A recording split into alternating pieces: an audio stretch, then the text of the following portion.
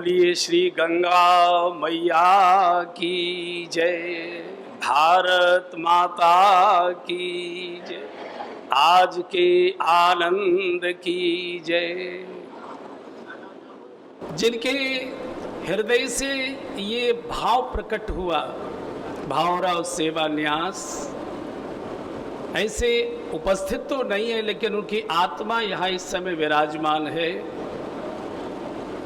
पूज्य भाई जी इस सेवा न्यास के द्वारा माधव सेवा सदन का निर्माण, ये अपने प्रकार का एक सेवा का अलौकिक मंदिर है। सरकारी अस्पतालों में, जिला अस्पतालों में गांव का गरीब, मजदूर, दीनहीन, असहाय, असमर्थ ऐसा व्यक्ति जाता है। संपन्न लोगों के लिए तो मैक्स है, बड़े बड़े 5 स्टार से भी अधिक सुविधायुक्त ऐसे हॉस्पिटल हैं।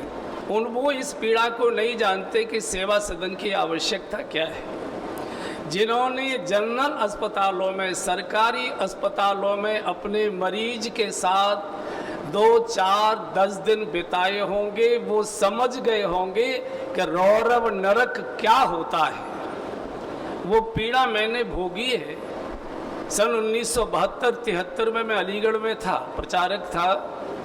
भयंकर दंगा हुआ, हमारे एक कार्यकर्ता बहुत ज़्यादा बम्बों से जल गया। जिला अस्पताल ने उसको भर्ती करने से मना कर दिया, बोले मेडिकल कॉलेज ले जाओ। मुस्लिम विश्वविद्यालय का मेडिकल कॉलेज शहर से कई किलोमीटर दूर जंगल में, बीहड़ में, बड़ी कठिनाई से प्रवेश मिला। जनरल वार्ड में बेड नहीं मिला, जले हुए व्यक्ति को जमीन पर लिटाना पड़ा।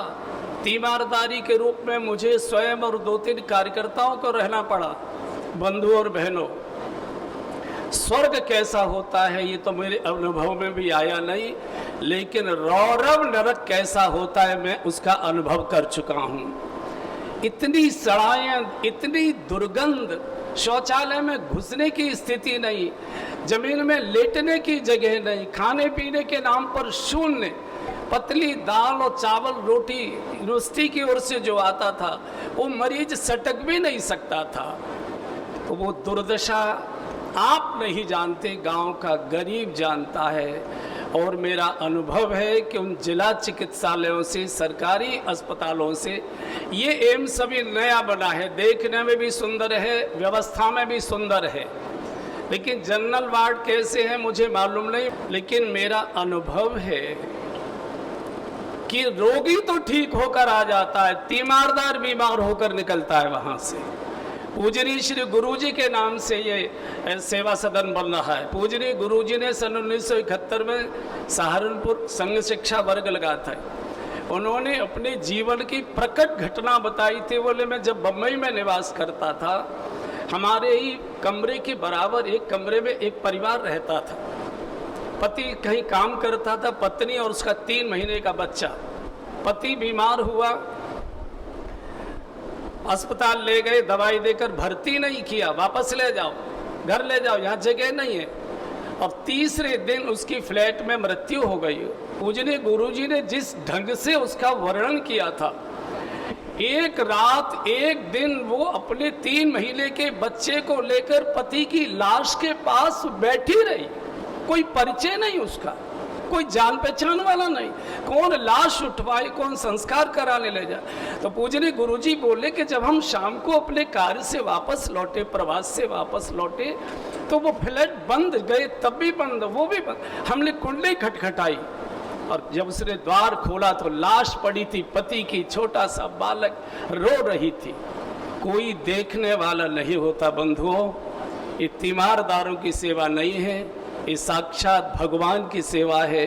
भगवान मंदिर में तो केवल मूर्ति के रूप में निवास करते हैं, लेकिन समाज के जो दीनहीन, गरीब, बिछड़े, पिछड़े, उपेक्षित, अविकसित, कराहते, रोते, चीखते, बिलखते, दर्द भरे, अभावग्रस्त, वो भगवान के स्वरूप हैं।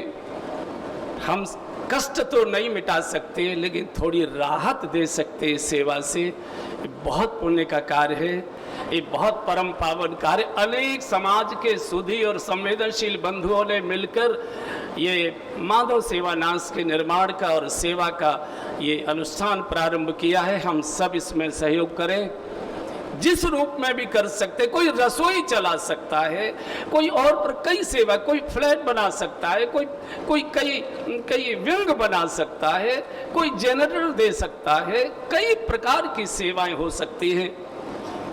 मैं तो इस लायक नहीं हूँ, बहुत अकिंचन साधु यमुना जी की बालों में जीवन काटता हूँ, लेकिन मैं भी एक 1.25 लाख रुपए की बहुत छोटी सी राशि इस महायज्ञ में अर्पित कर रहा हूँ। न्यास उसे स्वीकार करें। आप सभी बंधुओं को, बहनों को बहुत बहुत शुभकामनाएं देता हुआ, प्रणाम करता हुआ अपनी वाणी को विराम देता हूँ। धन्यवाद।